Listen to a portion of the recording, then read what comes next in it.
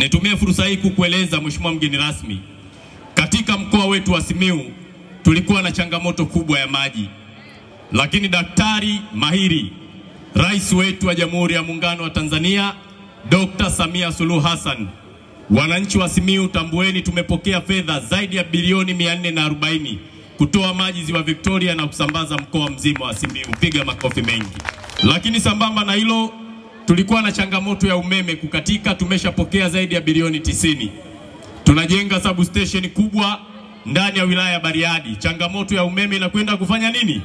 Kuisha. Lakini pia tumekuwa na ujenzi wa miundombinu ya elimu kwa maana ya shule za sekondari na shule za msingi. Tumejengewa shule mpya ya wasichana ambayo imegharimu zaidi ya bilioni 4.3, na mwaka jana tumepokea bilioni 4.1. Tunajenga shule ya wavulana Simiyu Boys ndani ya mkoa huu. Pigeni makofi wananzengo.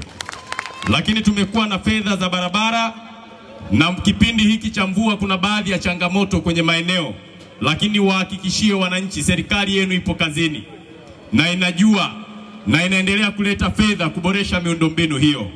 Katika sekta ya afya, Mheshimiwa mgeni rasmi, mengi yamefanyika.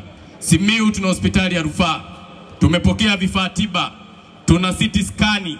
Kina mama na watu wazima walikuwa wanaenda Bugando kupata huduma za afya, sasa wanapata hapa ndani ya mkoa wetu huu. Hiyo imeweza kuokoa nauli na mambo mengine mengi.